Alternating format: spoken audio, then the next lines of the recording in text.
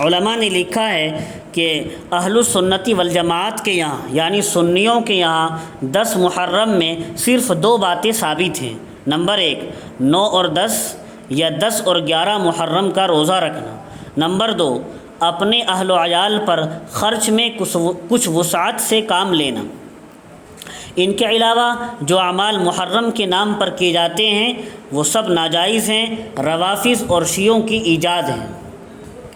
حضرت تھانوی نے اصلاح الرسوم صفحہ 136 پر ان دونوں اعمال کے علاوہ تمام مروجہ رسوم کو حرام قرار دیا ہے۔ جو رائج رسمیں ہیں شیعوں نے ان کو ایجاد کر رکھی ہیں، ان سب مروجہ رسوم کو حرام قرار دیا ہے۔ اب آپ کو پہلا عمل ثابت بتایا روزے کا، جو اصلاً 10 محرم کا روزہ ہے، اور 10 محرم کے روزے کی ہی فضیلت حدیث شریف میں آئی ہے۔ صحیح مسلم حدیث نمبر 2803 پر ہے، حضور اکرم صلی اللہ علیہ وسلم نے ارشاد فرمایا، مجھے اللہ کی ذات پر یقین ہے کہ وہ عاشورہ کے روزے کو یعنی 10 محرم کے روزے کو گزشتہ سال کے گناہوں کا کفارہ بنا دے گا۔ اس سے پچھلے سال کے تمام گناہ اللہ تعالیٰ معاف فرما دیتے ہیں۔ اور صحیح مسلم حدیث نمبر 2722 میں ہے، جب رسول کریم صلی اللہ علیہ وسلم نے یوم عاشورہ کا روزہ رکھا اور مسلمانوں کو بھی اس کا حکم دیا تو صحابہ نے عرض کیا رسول اللہ، یہود و نصارہ بھی اس دن کی بہت تعظیم کرتے ہیں۔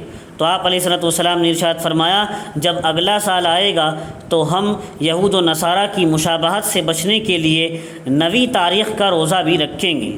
عبداللہ ابن عباس فرماتے ہیں کہ اگلا سال آنے سے پہلے ہی حضور اکرم صلی اللہ علیہ وسلم دنیا سے تشریف لے گئے، لیکن ہاں حکم دیا تھا یہی کہ یہود و نصارہ کی مشابہت سے بچنے کے لیے تم 2 روزے رکھو، 10 محرم کے روزے کے ساتھ ایک روزہ اور لگاؤ، یا تو 9ویں تاریخ کا یا 11ویں تاریخ کا، اور 2 روزے کر کے رکھو۔ حکم شرعی یہ ہے یوم عاشورہ کے روزے کے ساتھ 9ویں یا 11ویں تاریخ کا روزہ رکھنا یہ افضل اور بہتر ہے۔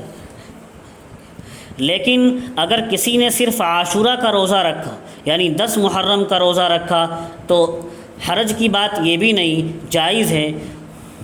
لیکن اس حدیث سے اتنی بات معلوم ہوئی، صرف روزے میں ہی مخالفت نہیں اور مشابہت سے بچنا نہیں، مسلمانوں کو ہر موقع پر یہود و نصارہ کی مشابہت سے بچنا چاہیے۔ جب عبادات میں بھی مشابہت سے بچنے کو کہا جا رہا ہے تو ایک بات روزے کی آپ کے سامنے آئی، دوسری چیز ثابت بتائی تھی اہل و عیال پر خرچ میں کچھ وسعت سے کام لینا۔ اس بارے میں علامہ ابن عبد البر رحمۃ اللہ علیہ نے کتاب الصحام میں یہ حدیث ذکر کی ہے۔ حضرت جابر رضی اللہ عنہ کی روایت ہے، حضور اکرم صلی اللہ علیہ وسلم ارشاد فرماتے ہیں، من وسع علی نفسہ و اہلہ، جس آدمی نے وسعت کی اپنی ذات پر اور اپنے گھر والوں پر۔ وسعت سے کیا مراد ہے؟ یعنی جو عام خرچ کرتا تھا اپنے گھر میں اس سے کچھ زیادہ وسعت سے خرچ کر دیا یوم عاشوراء 10 محرم کے دن۔ وسع اللہ علیہ سائر سنتہ، اللہ تعالیٰ اس پر وسعت فرماتے ہیں پورے سال، یعنی اللہ تعالیٰ اس کی روزی میں پورے سال فراخی نصیب فرما دیتے ہیں۔ اس کی مثال یہ ہے کہ عام دنوں میں سبزی دال پکا رہا ہے اپنے اور گھر والوں کے لیے تو 10 محرم کو گوشت پکا لے۔ عام دنوں میں پھل دستیاب نہیں ہوتے، 10 محرم کو پھل کا انتظام کر لے۔ روزہ عام طور سے لوگ رکھتے ہیں، افطاری کے بہانے سے ہی پھل خرید لائے اور خود بھی کھائے، اپنے بچوں کو بھی کھلائے، ہمت و استطاعت ہو تو غربا کو بھی کھلائے، غربا اور فقراء کو بھی کھلائے۔ تو اللہ تعالیٰ خرچ کرنے والے کی پورے سال کی روزی میں برکت اور فراخی نصیب فرماتے ہیں، جو وسعت سے خرچ کرتا ہے 10 محرم کے دن۔ اب واقعہ کربلا جو یہ 10 محرم کو پیش آیا تھا، اس کے بارے میں یاد رکھیے اسلامی تاریخ کا یہ بھی اہم ترین حادثہ ہے جس میں نواسۂ رسول سیدنا حسین رضی اللہ تعالیٰ عنہ کی مظلومانہ شہادت ہوئی۔ چونکہ یہ واقعہ کربلا 10 محرم کو پیش آیا تھا تو بہت سے لوگ محرم کی فضیلت صرف اسی واقعہ کربلا کی وجہ سے سمجھتے ہیں۔ حقیقت یہ ہے کہ کربلا کا دلخراش واقعہ تو سن 61 ہجری میں پیش آیا، جبکہ ماہ محرم الحرام کائنات کی تخلیق کے دن سے ہی سابقہ شریعتوں میں بھی مقدس اور بابرکت چلا آ رہا ہے۔ سورہ توبہ آیت نمبر 36 میں اس کا تذکرہ موجود ہے۔ اللہ نے فرمایا ان عدۃ الشہور عند اللہ 12 شہرا فی کتاب اللہ یوم خلق السماوات والارض منها 4 حرم۔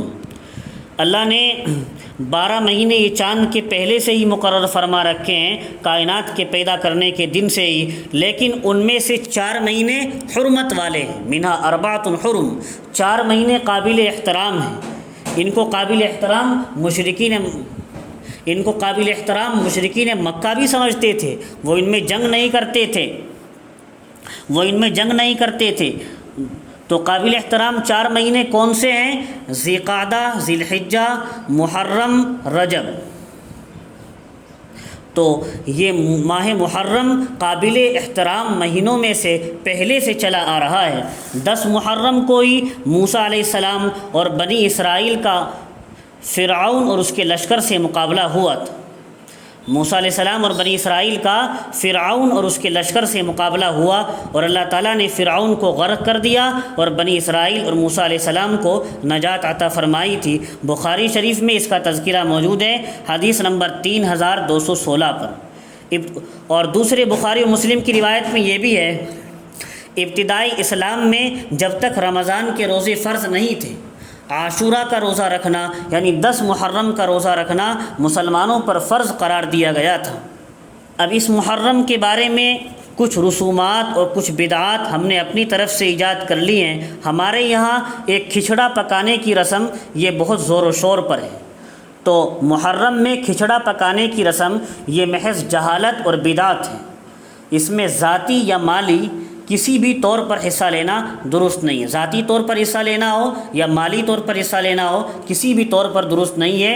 یہ طریقہ خارجیوں یعنی دشمنان اہل بیت کا شعار ہے، اہل بیت کے دشمنوں کا شعار ہے۔ فتاوی رشیدیہ صفحہ 138 پر مولانا رشید احمد گنگوئی نور اللہ مرقدہ نے اس کی صراحت فرمائی ہے۔ اور دوسری بات یہ، بہت سے لوگ کہتے ہیں محرم کا کھچڑا ہم پکاتے تو نہیں ہیں، نہ اس کا اہتمام کرتے ہیں، لیکن رشتہ داروں یا محلے پڑوس میں سے کوئی بھیج دیتا ہے تو اس کھچڑے کا لینا اور کھانا جائز ہے یا نہیں؟ جواب یہ ہے، جس طرح محرم کا کھچڑا پکانا جائز نہیں ہے، اسی طرح جس کے گھر یہ کھچڑا بھیجا جائے اسے لینا بھی صحیح نہیں ہے۔ کیوں صحیح نہیں ہے؟ تاکہ بدعات اور رسومات پر تنبیہ ہو سکے اور پکانے والوں کی اصلاح ہو۔ کفایت المفتی صفحہ 226 جلد 1 پر اس کی صراحت ہے۔